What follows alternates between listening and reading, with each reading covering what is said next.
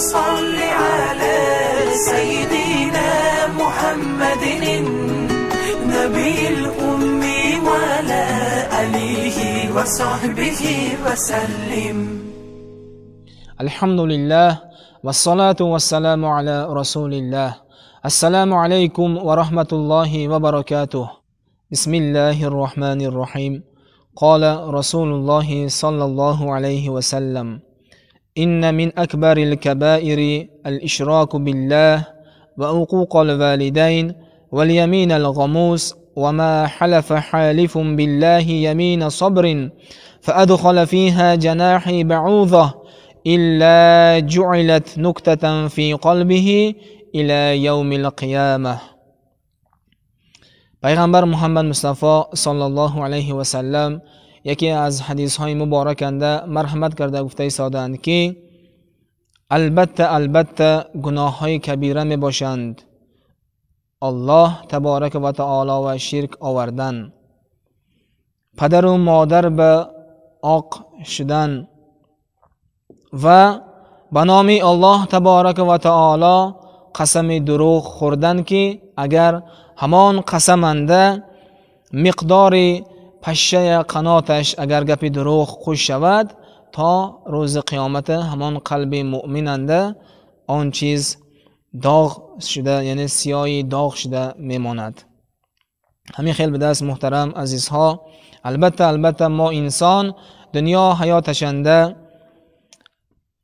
4 روزه دنیانده دائما الله تبارک و تعالی و طور عبادت کردن ما، سعادت دنیای و آخرت از خودش پرسیدن ما لازم می شود.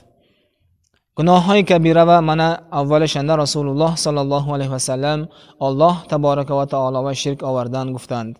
یعنی این الله تبارک و تعالی شرک آوردن به بعض مثال های گفته میگذرم ان شاء الله. شاید که من و شما از همین عمل ها دور شویم، همین عمل های ترک کنیم، ان شاء الله دنیای آخرتنده نجات میویم. یعنی امروزه روزنده بعض خاندان هانده بعد از دفن مراسم، یعنی جنازه دفن کردن بس در همان خاندان ها، بعض خاندان ها شمع درگرانده از همون شمع گویا که شمع قبری گذشتگی میت روشنایی میکند گفتگی اعتقاد هست.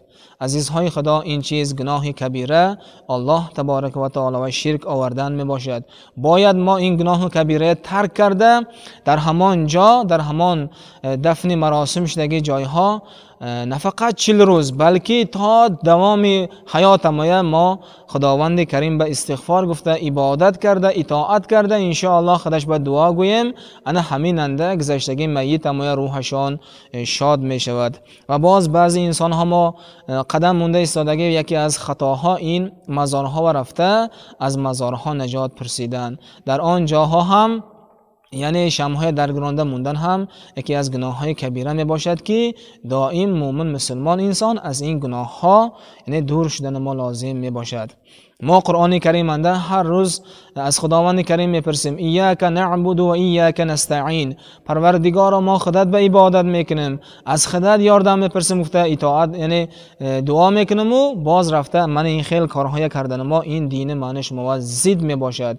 شاید که ما من همین چیزهای ترک کرده فقط خودش امر کردگی خودش فرمودگی عملهای کنیم، خداوند کریم ان شاء الله دنیای و آخرتنده از ما راضی میشود.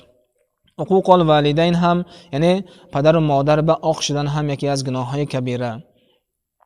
من اوی کرده بینم هر یک پدر و مادر هست که تا همون فرزند دنیا آمدن عذاب عقوبت میکشند. فرزند به دنیا می بیاد بچند عذاب و عقوبت ها کلان میکنند، بوایا میرسانند، صاحب عقل و صاحب و علم و کسب میکنند، حلال میخورانند. ان شاء الله اکنون فرزند به لازم میشود که یعنی برچه فرزندی همان پدر و مادرش حرمت کردن، دائما پدر و مادرش عزت کردن، از گفته های آنها چید به نبرآمدن همین دنیا خرسند کردن، ان شاء الله برچه فرزندی حساب میشود.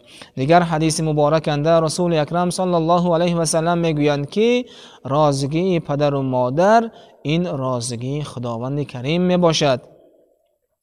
اگر پدر و مادر ما از ما راضی شوند ان شاء الله همین دنیانده دانم که الله تبارک و تعالی از ما راضی است. اگر پدر و مادر ما از ما غضب کنند ما و غضب کنند دانم که ما و الله تبارک و تعالی غضب کرده ایستاده است.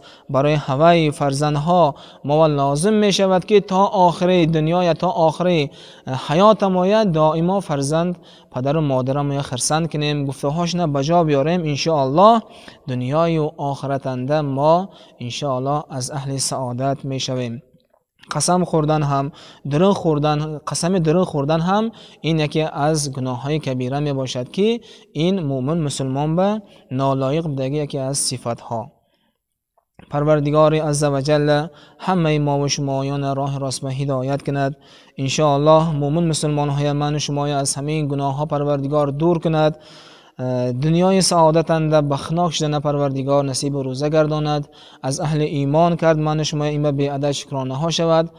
دنیای آخرت انده ان شاء الله از سعادت حیاتی پروردگار ما دائما ما امید میکنیم. ان شاء الله خداوند کریم ناامید نمیکند. پروردگارا هر یک مومن مسلمان ها خدا نجات خدا به عبادت کردنند، اطاعت کردنند، رازگی پدر و مادر گرفتنند. پروردگار ما فرزندها و خدا دائما مددکار شو. و صلی اللهم تعالی علی سیدنا و نبینا محمد و علی آله و صحبه اجمعین. السلام علیکم و رحمت الله و برکاته. اللهم صل علی سیدنا محمد النبی الأمي وعلى آله وصحبه وسلم.